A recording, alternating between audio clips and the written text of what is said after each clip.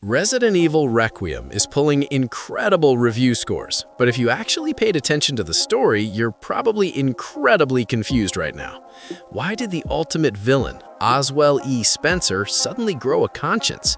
Where did Grace actually come from?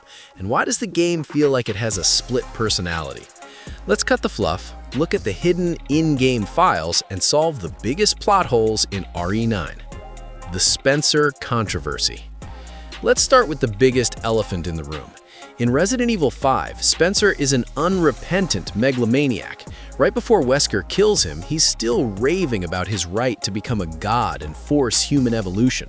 But in Requiem, set during his 2004-2006 interviews, he's suddenly playing a remorseful old man. He adopts a baby girl named Grace to atone for his sins and develops Elpis, a literal cure for the T-virus. Is this a massive retcon? No. The game actually proves Spencer was lying, and the receipts are in the files.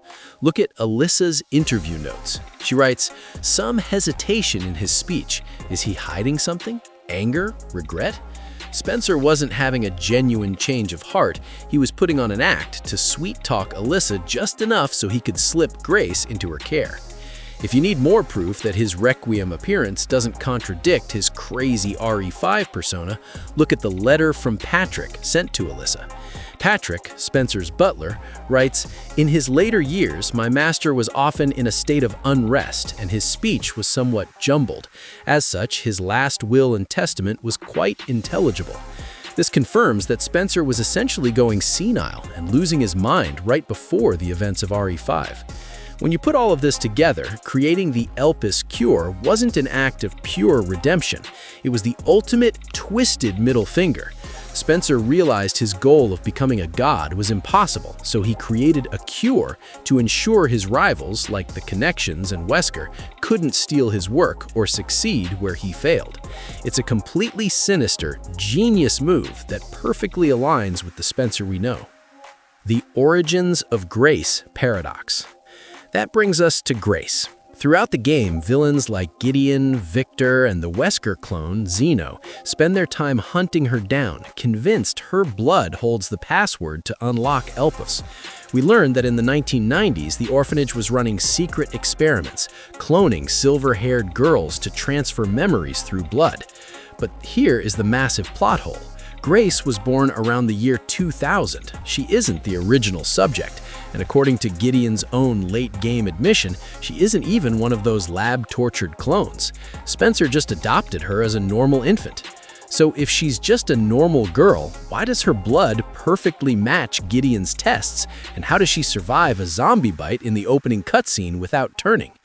The game fails to explicitly spell it out, but the most logical conclusion is that Spencer injected baby Grace with the Elpis cure before handing her over. The villains were chasing a ghost. They thought she had a password memorized in her DNA, but her physical immunity was the legacy all along.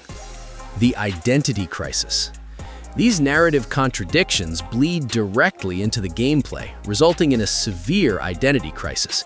Requiem is trying to be two completely different games at once. When you play as Grace in the Rhodes Hill Chronic Care Center, it's pure, slow-burn survival horror. Ammo is scarce, you're vulnerable, and it feels like a terrifying continuation of Biohazard and Village.